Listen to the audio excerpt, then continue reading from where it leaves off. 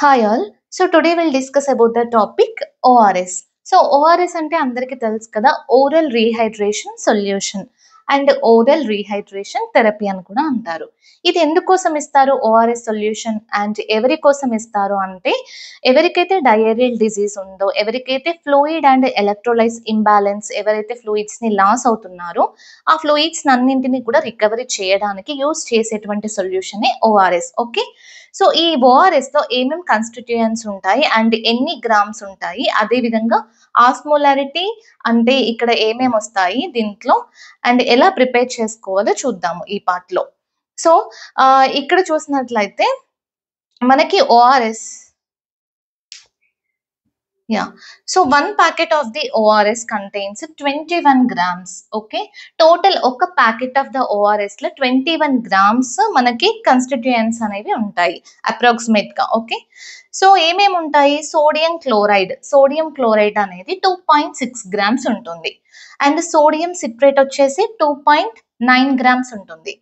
KCl అంటే ఏంటి, potassium chloride వచ్చేసి 1.5 grams ఉంటుంది. Okay, and sugar is nothing but glucose part. Okay, so ఈ గ్లూకోజ్ వచ్చేసి 13.5 grams ఉంటుంది, అప్రాక్సిమేట్ గా 20.5 grams.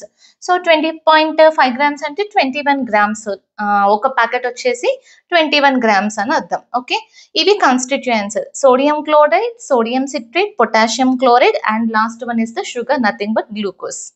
This is about the constituents and in grams. Then coming to the osmolarity of the ORS packet పైన చూస్తే మీకు ఇవన్నీ కూడా ఉంటాయి, ఎంత గ్రామ్స్ ఉంది, ఎంత ఆస్మోలారిటీ ఉంటుంది అని చెప్పేసి. సో ఆస్మోలారిటీలో మనకి సోడియం అయితే 75 millimoles per liter, ఇవన్నీ కూడా పర్ లీటర్కి గుర్తుపెట్టుకోండి.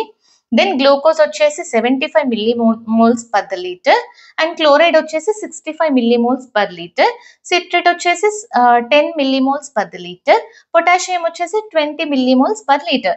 సో టోటల్ మనం యాడ్ చేస్తే 245.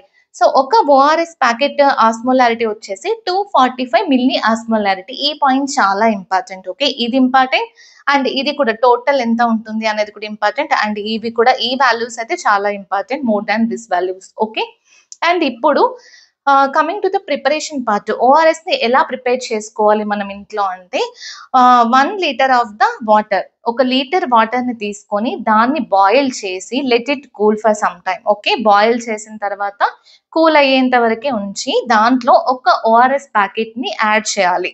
యాడ్ చేసిన తర్వాత దాన్ని మనము కొంచెం కొంచెంగా తీసుకోవచ్చు. అది ఎన్ని అవర్స్ పాటు తీసుకోవచ్చు, ఎప్పటి వరకు ఉంచుకోవచ్చు అంటే 24 hours మనము ఫినిష్ చేయాలి.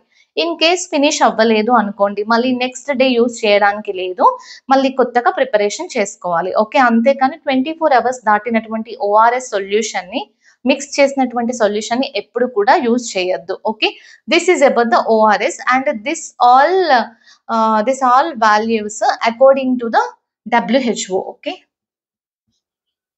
World health organisation.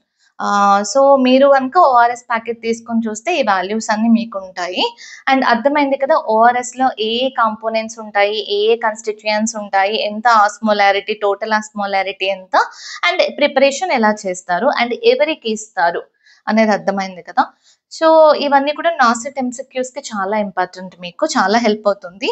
మీరు ఏదైనా నోట్స్ ప్రిపేర్ చేసుకోండి, ఒక నోట్స్ని ప్రిపేర్ చేసుకొని ఇవన్నీ కూడా నోట్స్లో మెన్షన్ చేసుకోండి. మీకు లాస్ట్ మూమెంట్లో ఎగ్జామ్కి వెళ్ళినప్పుడు ఈజీగా రివైజ్ చేయడానికి, ఒక లుక్ వేయడానికి ఈజీగా ఉంటుంది.